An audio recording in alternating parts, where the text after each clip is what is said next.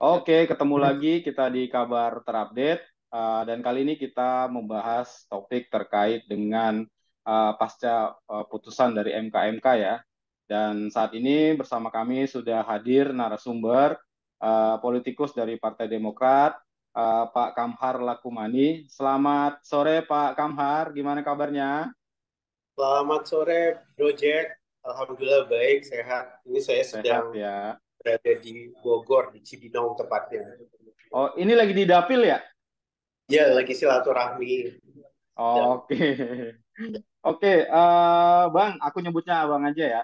ya, Bang, pasca putusan MK kemarin ya, kalau boleh tahu tuh seperti apa sih Partai Demokrat melihatnya gitu, Bang? ya, terima kasih. Jadi kemarin pada saat persidangan di MK kami terus mencermati dengan seksama ya. Kebetulan di hari yang sama juga di Bapilu sedang melakukan rapat koordinasi internal Mm-mm. terkait beberapa rencana kerja Bapilu dalam waktu dekat ini dalam rangka mengoptimalkan kerja-kerja dan mengkoordinasikan kerja-kerja para caleg untuk mencapai sukses di Pileg 2024 nanti. Jadi para di Bapilu kita juga di sela-sela rapat, setelah rapat selesai kebetulan mulai masuk masa persidangan pembacaan putusan dari MK sehingga kami kemudian juga menyaksikan uh, siaran langsung terkait dengan pembacaan putusan dari sidang MK.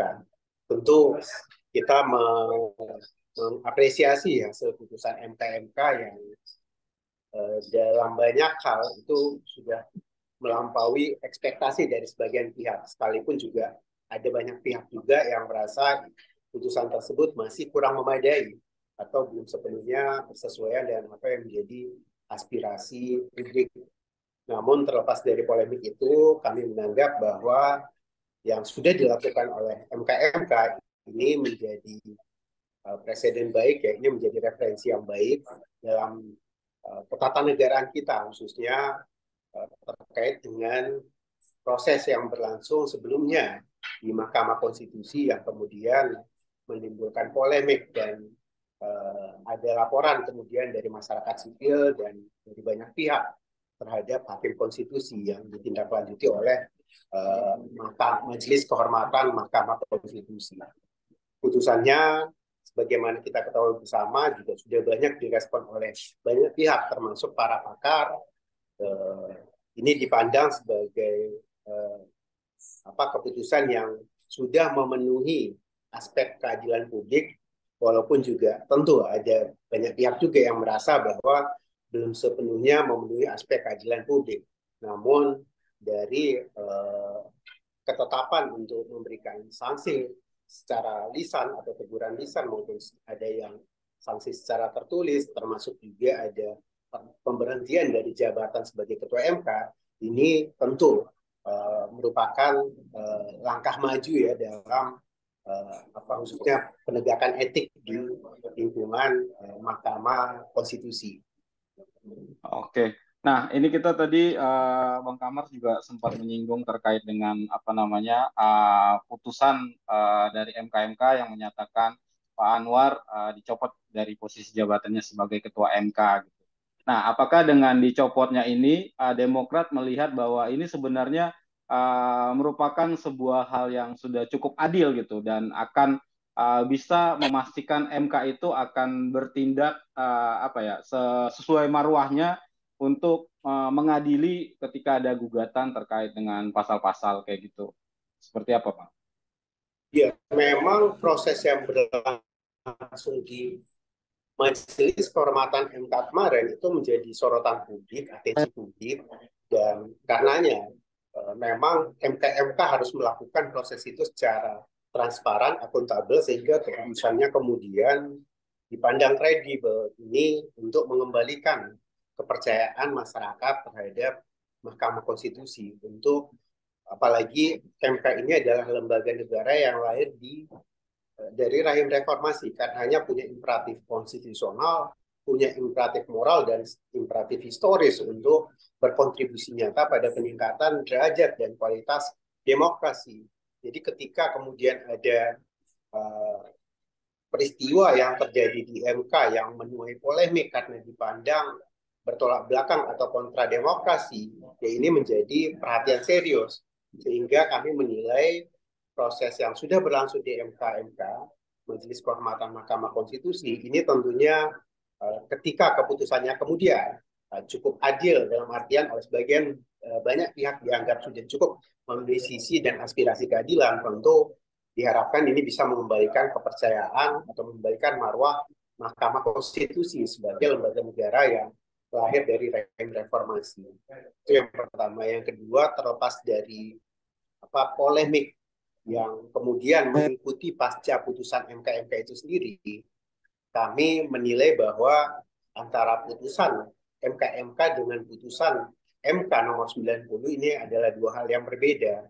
Artinya karena konstitusi memberikan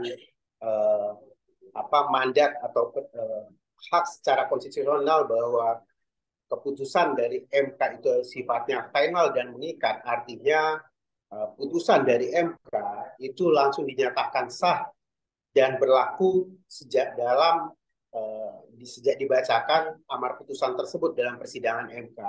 Karenanya persoalan keabsahan dalam putusan itu dalam putusan tersebut itu mestinya tidak menjadi polemik lagi karena itu langsung menjadi norma setelah dibacakan. Ya terlepas dari polemik putusan MK itu sendiri, di mana ada yang menafsirkan bahwa putusan MK nomor 90 itu menjadi tidak etis atau cacat etik ketika kemudian putusan MK memberikan putusan bahwa ada pelanggaran etik berat terhadap Ketua Mahkamah Konstitusi, yaitu adalah hal yang terpisah ya, karena sejatinya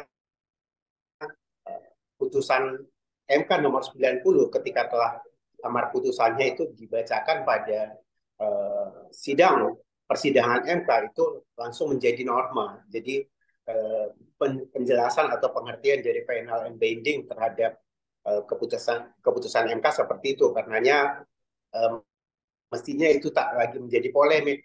Kalaupun ada upaya hukum yang coba dilakukan, ya silakan saja. Masing-masing tentu mencoba untuk memberikan tafsirnya masing-masing. Namun menurut kami bahwa secara legalitas dan legitimasi hukumnya dari proses yang sudah berjalan sebelumnya tentu itu absah atau keabsahannya tidak perlu diragukan. Oke. Nah, Bang, ini kan kemarin tuh ada juga pendapat ya. Jadi kita mengutip dari Prof. Denny Indrayana yang menyatakan bahwa dari putusan MK itu menjadi kuat dalilnya bahwa sebenarnya ketua Mahkamah Konstitusi itu melanggar etik gitu loh, Bang. Nah, ketika proses yang dilakukan untuk memuluskan gugatan nomor 90 itu dinilai cacat etik lah seperti itu, Bang. Nah, bukannya itu akan menjadi masalah gitu, Bang. Ketika sebuah keputusan dari Mahkamah Konstitusi dilakukan dari cara-cara yang dinilai melanggar etik seperti itu, walaupun putusannya sendiri nggak dianggap salah ya kayak gitu, Bang. Nah itu teman-teman dari Demokrat melihatnya seperti apa itu, Bang? Bukannya itu akan jadi sesuatu yang mungkin bisa menjadi polemik gitu, Bang, ke depannya, Bang? Jadi kalau persoalan etik kan ranahnya sudah ditangani oleh Majelis Kehormatan Mahkamah Konstitusi yang sudah ada putusannya kemarin. Ya. Artinya terkait polemik etik itu sudah tertangani dan sudah ada keputusan untuk itu. Namun antara putusan MK nomor 90 dengan putusan Mahkamah MK terkait etik tadi, ya ini kan menjadi tafsir dan hak dari masing-masing pihak ya. Tetapi sebelumnya saya sampaikan bahwa tafsir terhadap keputusan MK yang sifatnya final and binding sebagaimana diatur di Amandemen Undang-Undang Dasar 45 itu adalah bahwa keputusan MK, amar putusan MK setelah dibacakan dalam persidangan MK pada saat itu juga menjadi norma atau langsung menjadi hukum yang sifatnya berlaku sejak saat itu. Artinya ya tidak ada lagi polemik, mestinya ya itu sudah definitif sah atau legal atau legitimate menjadi dasar aturan terhadap pengusulan capres dan cawapres ya, sesuai dengan judicial review yang diajukan pada MK yang menjadi putusan nomor 90 itu. Oke. Nah, Bang, kalau misalnya ini kan sebenarnya kita masih punya jeda waktu ya. Nanti tanggal 13 KPU akan memutuskan bahwa bakal calon presiden dan bakal calon wakil presiden ini akan ditetapkan gitu pada tanggal 13 nanti. Nah, kalau misalnya ternyata dan MK kan masih punya ruang sebenarnya Bang untuk membuat keputusan terbaru gitu ya terkait misalnya dengan pembatalan mungkin salah satu cawapres gitu. Nah, kalau seperti itu, seperti apa Bang sikap Demokrat Bang? Ya, yang pertama kami belum melihat ada hal yang memungkinkan untuk kemudian MK membuat keputusan seperti itu. Yang kedua, kami juga tidak ingin berandai-andai terhadap proses yang saat ini sedang berlangsung di Mahkamah Konstitusi jika kemudian ada yang melakukan judicial review terhadap putusan MK-MK yang coba dijadikan sebagai pijakan untuk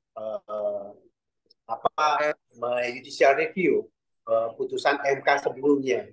Ini menurut kami ini terlalu jauh ya.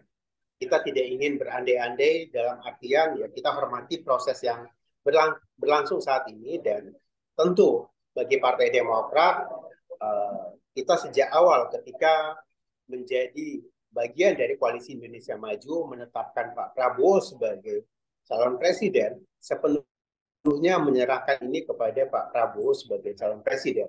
Jadi kita tidak ingin berspekulasi terlalu jauh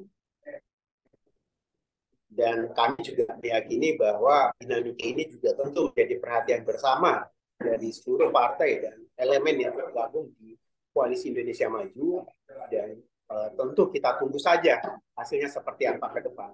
Yang pasti berbagai skenario didiskusikan, dibicarakan dan persoalan ini juga menjadi salah satu yang menjadi concern dari khususnya tim hukum yang ada di Koalisi Indonesia Maju. Oke. Ya Bang.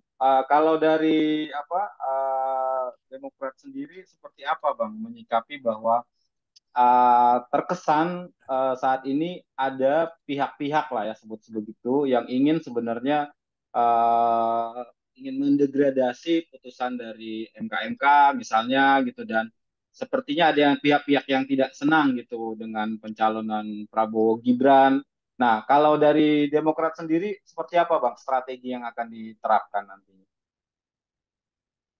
Ya, kami menilai itu sah-sah saja ya sebagai cara dari para pihak atau dari tiap-tiap kubu, tiap-tiap paslon, tim yang ada di tiap paslon atau tiap poros koalisi sebagai bagian dari cara-cara untuk memenangkan pikiran dan hati publik ya, termasuk kemudian untuk membangun informasi yang negatif terhadap apa yang terjadi di paslon atau kompetitor lainnya. Tentu ini masih dalam koridor yang normal secara politik. Yang tidak boleh adalah kalau ada fitnah, hoax, atau black campaign. Ini menjadi materi black campaign. Jadi poros-poros koalisi atau pasangan tertentu. Tentu itu tidak kita kehendaki. Karenanya yang menjadi tantangan bagi khususnya elemen yang tergabung di Koalisi Indonesia Maju, partai-partai maupun relawan dan sebagainya, ini adalah mempresentasikan kepada publik informasi yang sebenarnya sebagaimana adanya, sehingga publik mengetahui betul keadaan objektifnya tidak mudah terprovokasi atau mengkonsumsi informasi yang distorsif ataupun bias yang kemudian itu adalah hoax. Itu yang menjadi tantangan ya dari kami. Dan itu yang tengah diikhtiarkan karenanya kita terus menyuarakan kepada publik, melakukan edukasi kepada publik bahwa duduk perkara ini seperti ini.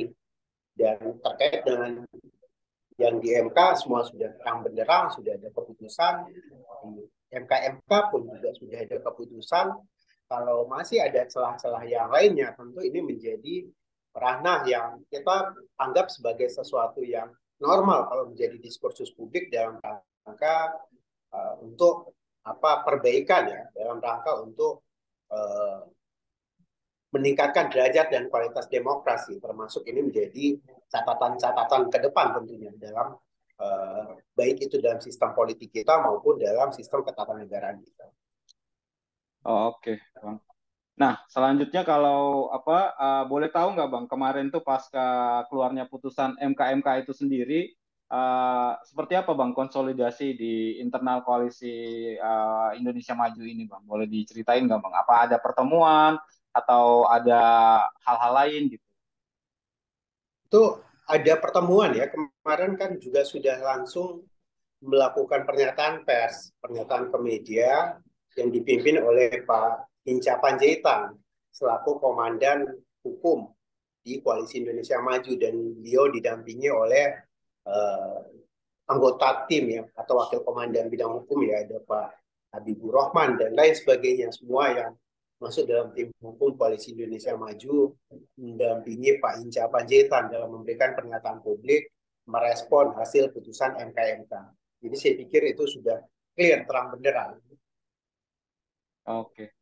Nah, selanjutnya apa lagi Bang yang dilakukan oleh koalisi Bang? Karena ini kan pertarungannya ini akan sangat ketat ya. Dan banyak juga misalnya paslon lain yang juga mulai menggarap generasi muda, generasi Z, milenial kayak gitu. Sementara kan kalau dari Koalisi Indonesia Maju udah jelas ya, figur yang akan dimajukan salah satu adalah orang muda gitu Bang. Nah, ini untuk bisa merebut hati pemilih pemula ini sebenarnya seperti apa Bang? Boleh dibocorin nggak konsep-konsepnya gitu? Ya, yang pasti semua skenario untuk menyasar seluruh segmen pemilih itu sudah didesain, sudah dipersiapkan, termasuk misalnya kan juga tercermin dalam struktur tim pemenangan nasional, di mana keterlibatan atau adanya figur-figur yang merepresentasi milenial dan Gen Z itu cukup banyak, dan termasuk juga di elemen relawan yang khusus untuk menyasar segmen pemilih ini itu juga sudah banyak terbentuk. Dan tentu kita lihat karena saat ini masih dalam masa dilarang kampanye atau belum penetapan ya, tentu aktivitas berkaitan dengan kerja-kerja pemenangan itu agak sedikit melandai, dan nanti setelah masuk masa kampanye baru kan lebih akseleratif atau aktif kembali dan lebih akseleratif untuk melakukan kerja-kerja politik pemenangan. Jadi kita tunggu saja, tetapi bahwa semua segmen pemilih ini menjadi fokus dan prioritas yang sama pentingnya. Milenial dan Gen Z yang memang secara persentase mencapai kurang lebih 56% tentu menjadi prioritas dan mendapat porsi tersendiri karena pendekatan komunikasi dan treatment yang dilakukan juga pasti berbeda dengan generasi X atau sebelumnya. Oke. Bang, ini kalau boleh tahu sebenarnya uh, selain konsolidasi di internal juga kan melakukan konsolidasi juga di di koalisi gitu Bang. Nah, sejauh ini sebenarnya ada hambatan-hambatan atau sumbatan nggak Bang? Atau sebenarnya di koalisi ini sebenarnya kita udah sangat cair, udah sangat solid juga seperti itu. Gimana Bang? Bagi Demokrat tentu sama sekali tak ada persoalan atau kendala sama sekali karena dengan partai-partai yang tergabung di dalamnya sebagian besar sudah punya rekam jejak atau secara empirik pernah bekerja sama menjadi bagian dalam koalisi yang sama, baik di dua periode masa pemerintahan Pak SBY ataupun di luar pemerintahan di masa periode pertama atau periode kedua Pak Jokowi. Artinya termasuk juga pada Pilpres 2019 yang lalu. Artinya dengan semua elemen yang tergabung di Koalisi Indonesia Maju, itu potensi membangun kemistrinya jauh lebih baik dan bisa lebih cepat, sehingga semuanya bisa dilakukan secara akseleratif untuk koordinasi dan kerja-kerja pemenangannya. Jadi sama sekali nggak ada kendala. Nggak ada kendala. Oke. Bang, ini mungkin pertanyaan terakhir sebelum closing statement. Nah, figur dari Gibran sendiri kan, Bang, kita nggak bisa lepaskan ya dari apa nama besar Pak Jokowi seperti itu. Nah, sebenarnya seperti apa sih sebenarnya Demokrat melihat bahwa sebenarnya ada keuntungan yang bisa dicapai gitu ketika memajukan Gibran sebagai bakal calon wakil presiden seperti itu, Bang. Itu gimana, Bang? Tadi sudah saya sampaikan bahwa Partai Demokrat menjadi bagian dari Indonesia Maju, mengusung Pak Prabowo sebagai capres. Kita menyerahkan sepenuhnya kepada Pak Prabowo dalam hal memilih dan dan memilih cawapres pendampingnya. Tentu semuanya sudah ada kalkulasi, sudah ada hitungan-hitungannya, sudah ada simulasinya dari semua yang figur-figur yang berpotensi mendampingi beliau. Dan apapun yang beliau putuskan, kami hormati dan kami taat asas menjunjung tinggi keputusan tersebut. Karenanya kami tegaskan bahwa Partai Demokrat senantiasa istiqomah untuk bersungguh-sungguh menggunakan segenap daya dan upaya memperjuangkan suksesnya Pak Prabowo pada Pilpres 2024 mendatang sebagai Presiden RI ke-8. Oke, terakhir Bang, closing statement Bang, terkait dengan pasca keluarnya putusan MK ini Bang, karena banyak juga yang menyebut MK sebagai mahkamah keluarga itu seperti apa Bang? Harusnya seperti apa gitu masyarakat? Ya.